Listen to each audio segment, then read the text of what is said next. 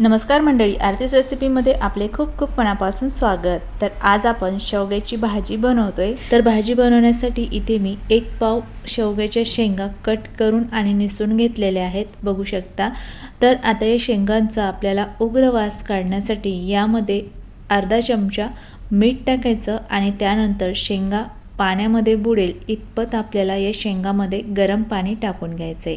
त्यानंतर या शेंगा पाण्यामध्ये मिक्स करून घ्यायच्या आणि 10 ते 15 मिनिटं बाजूला ठेवून द्यायच्या। तोपर्यंत आता आपण मसाला भाजून घेऊ।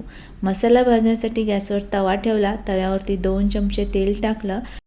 तेलामध्ये 15 ते 20 खोबऱ्याचे काप टाकून घ्यायचे आणि हे खोबऱ्याचे काप आपल्याला या तेलामध्ये काळपट रंगाचे भाजून घ्यायचे। 2च मिनिटांमध्ये तुम्ही इथे बघू शकाल की खोबरे छान काळपट रंगाचे भाजून झाले।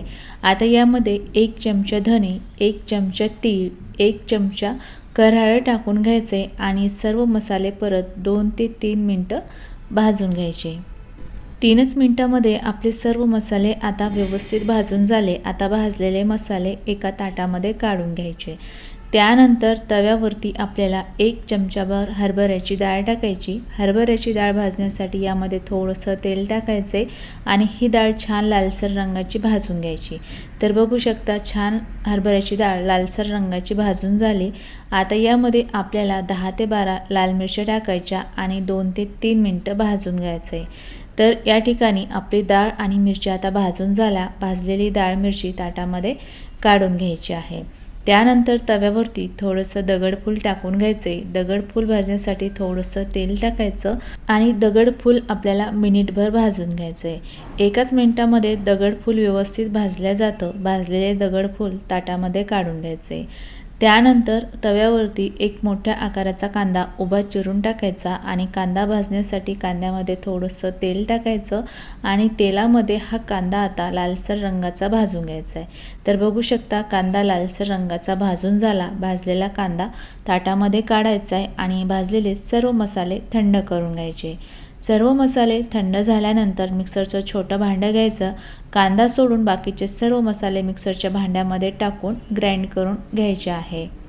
तर या ठिकाणी भाजलेले सर्व कोरडे मसाले मी ग्राइंड करून घेतले आणि बघू शकता व्यवस्थित मसाले ग्राइंड झाले आहे। आता या मसाल्यामध्ये भाजलेला कांदा टाकून घ्यायचा आहे आणि कांद्यासोबतच या मसाल्यामध्ये कोथिंबीरच्या थोड्याशा कवळ्या काड्या टाकून घ्यायच्या। त्यानंतर यामध्ये आपल्याला 10 ते 12 लसणाच्या पाकळ्या टाकून घ्यायच्या आणि सुरुवातीला मसाला पाणी न टाकता ग्राइंड करायचा आणि त्यानंतर पाणी टाकून मसाल्याचं स्मूथ वाटण तयार करून घ्यायचं आहे।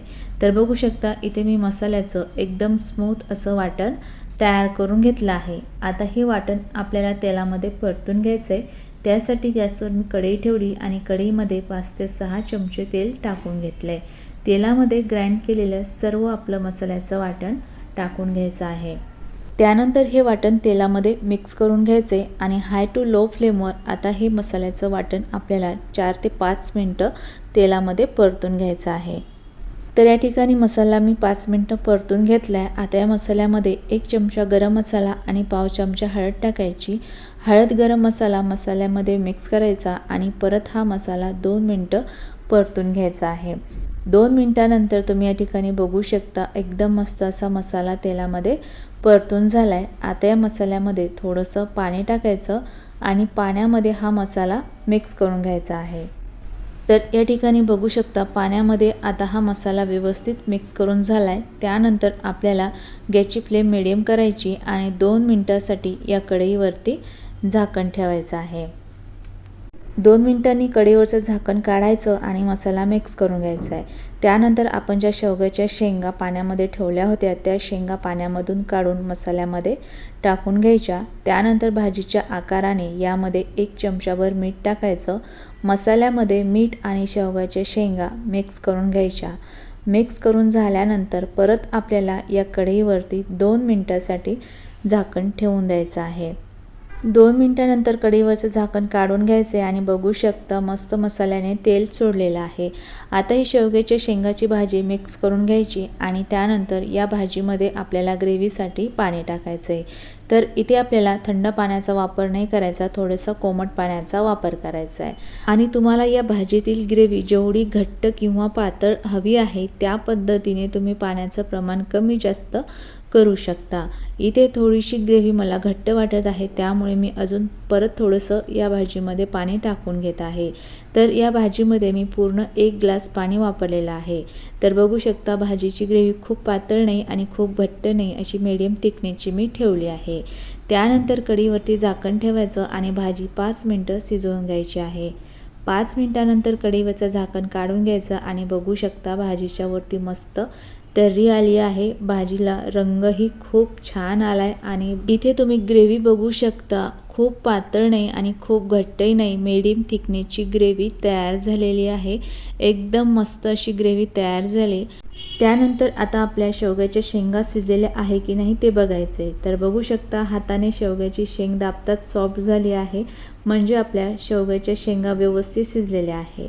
तर इथे गॅस बंद करायचा आणि त्यानंतर भरपूर असा कट केलेला कोथिंबीर भाजीमध्ये टाकून मिक्स करून घ्यायचा आहे। तर इथे आपली मस्त झणझणीत अशी शेवग्याची भाजी तयार झाली। गरमागरम शेवग्याची भाजी एका सर्विंग प्लेटमध्ये काढून घ्यायची आहे।